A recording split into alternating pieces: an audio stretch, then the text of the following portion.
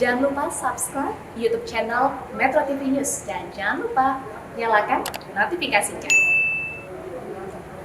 Ya, di tengah masa pandemi seperti sekarang, ekonomi yang sulit membutuhkan kelihayan dalam melihat peluang untuk menjalankan bisnis atau usaha dan tentunya pandai membaca pasar apa kebutuhan masyarakat saat ini.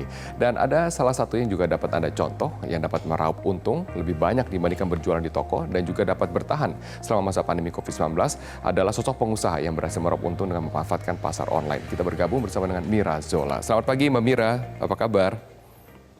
Selamat pagi Mas Robert, apa kabar? Alhamdulillah Kabar saya baik. baik, sehat. Kalau kabar Mbak Mira bagaimana? Saya dengar lebih baik lagi karena untungnya bisa berlipat ganda selama masa pandemi ini. Kok bisa? Iya betul, Alhamdulillah izin Allah ya Mas. Semuanya juga saya juga saya juga surprise karena ternyata di masa pandemi ini omset kita di tim malah naik 5 kali lipat gitu Mas. Produk apa yang dijual Mbak Mira? Tas, Iya, tas dari? ya. Tas dari bahan sintetis leather. Jadi sebelumnya itu kita produksi tas kulit asli, cuman pas pandemi ada dua perubahan di masyarakat itu. Yang pertama kan perilaku konsumen, yang kedua juga daya beli. Makanya pas pandemi kita meluncurkan produk baru brandnya Hodi. Itu ternyata antusiasnya malah malah baik banget gitu Mas, diterima di masyarakat. Oh, saya suka nih Mbak Mira karena cepat beradaptasi betul ya dengan produk yang authentic leather. Sekarang kemudian cepat beralih ke synthetic leather karena daya beli masyarakat yang Betul. juga menurun gitu ya. Mereka membutuhkan produk yang lebih terjangkau harganya. Berapa besar penurunan harga yang ditawarkan kepada masyarakat? Kalau di tas kulit kita jual harga di atas 500.000, di sintetis leather ini kita jual di range harga 100 sampai 200.000. 100 sampai Jadi 200 ribu. lebih, ya betul betul. Dan pertanyaan saya, mengapa bisa omset naik 5 kali lipat? Padahal masyarakat sekarang kalau kita lihat perilaku aktivitasnya gitu ya, kan tidak bisa berpergian seleluasa seperti sebelum pandemi. Berarti acara-acara yang dibutuhkan juga lebih sedikit gitu ya. Mengapa ini bisa laku sampai 5 kali lipat? Oke, ada beberapa strategi yang saya lakukan Mas Robert. Yang pertama, saya menggunakan channel salespreneur ibu-ibu jualan. Jadi emak-emak jago jualan yang mereka dari rumah itu bisa tetap produktif. Ya, jadi mereka masih bisa menghasilkan meskipun dari rumah, dan kita memberikan support sama mereka bahwa kalau meskipun di rumah suaminya misalnya ada yang dirumahkan, Ya. kita masih bisa menghasilkan dari berjualan online gitu. Jadi ini saya menggunakan channel reseller. Oke. Reseller. Oke, tenaga pemasaran betul ya. Berarti tenaga pemasaran ada program reseller, berarti ibu-ibu yang tetap di rumah tapi berjualan online betul ya. Berarti diberikan harga spesial agar mereka mendapatkan margin untuk berjualan. Terus, berarti memperbesar pasar berarti ya, memperbesar pasar sehingga kemudian bisa naik 5 kali lipat.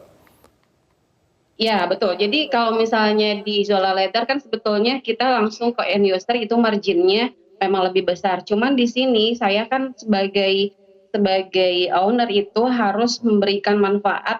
Maksudnya kita dalam pandemi juga ingin memberikan andil untuk masyarakat biar bisa tetap berpenghasilan dari rumah gitu.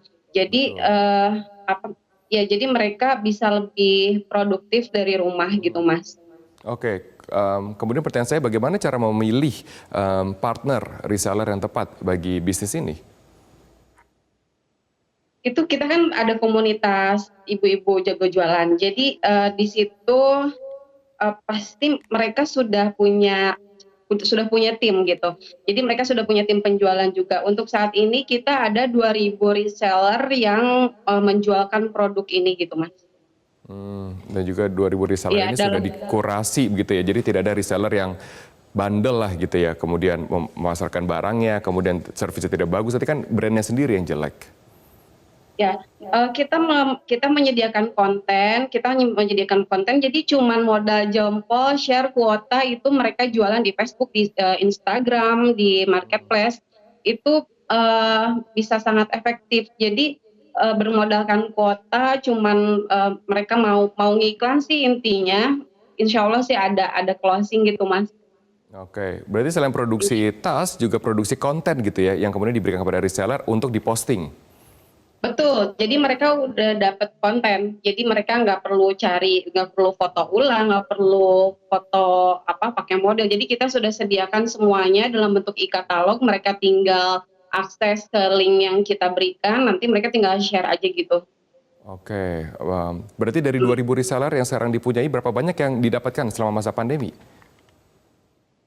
Jadi pas pandemi itu kemarin untuk satu artikel aja bisa sampai tembus 25.000 piece. Itu juga angka yang kita belum pernah capai selama saya usaha 4 tahun gitu. Jadi malah pas pandemi ini dengan kekuatan tim kita maju bersama, jangan nyerah menghadapi masa pandemi ini. Malah kekuatan di teman-teman tim itu malah semakin tinggi karena kan mereka juga harus hidup bertahan ya, istilahnya harus tetap berpenghasilan kayak gitu. Betul. Sekarang dari sisi supply, Mbak Mira, berapa banyak yang kemudian terlibat dalam pengerjaan ini, pengerjaan produk ini, dan siapa saja mereka? Ya, untuk supply sendiri kan awalnya saya punya konveksi sendiri. Tadinya juga ini kita luncurkan produk hodi.id ini juga untuk membantu pengrajin saya yang sempat akan dirumahkan. Tapi pada saat itu kita sebagai owner kan tidak boleh menyerah ya Mas. Jadi Betul. kalau bisnisnya ingin berkelanjutan, kita sebagai owner harus tetap melakukan perbaikan. Kemudian muncullah inovasi membuat tas dari sintetis leather. Tadinya ingin membantu pengrajin saya yang berjumlah 20 orang pengrajin. Sekarang akhirnya bisa ada 5 supplier, ya total 300 orang dipekerjakan kembali. Oke. Jadi ada 300 orang ya. Iya, kalau boleh saya tahu berapa besar omsetnya sekarang yang dikelola setiap bulannya dengan 5 kali kelipatan selama masa pandemi? Di angka 1 miliar lebih. 1 miliar lebih, justru bisa semakin maju Iya. bisnisnya di dalam masa pandemi ini, baik dari sisi permintaan maupun juga dari sisi produksi, karena banyak kemudian memperkerjakan orang dan juga menggerakkan ekonomi Indonesia. Terakhir, Mbak Mira, Betul. dengan kisah sukses ini betul ya selama masa pandemi, jarang kita dengar sebenarnya. Apa yang bisa diberikan tips bagi para pengusaha yang juga mengalami tantangan di luar sana? Oke, teman-teman semua, tidak semua yang positif itu baik, tidak semua yang negatif itu buruk. Jadi mungkin orang sekarang takut positif corona ya, tapi kita tetap harus berpikiran positif bahwa semuanya ini akan berlalu dan kita harus tetap inovasi dan jangan menyerah karena bisnis tidak akan tutup kalau ownernya tidak menyerah gitu. Itu aja sih Mas, tetap bergerak, jangan banyak melakukan hal-hal yang maksudnya jangan terlalu banyak mengeluh, menyalahkan, tapi kita lakukan hal positif untuk tetap untuk terus berpikiran positif dan insya Allah ini semua akan berlalu gitu. Oke, amin. Kita harapkan seperti itu. Terima kasih Mbak Mira Zola telah bergabung bersama dengan saya dan juga menceritakan kisah dan juga serta tips usahanya. Terima kasih.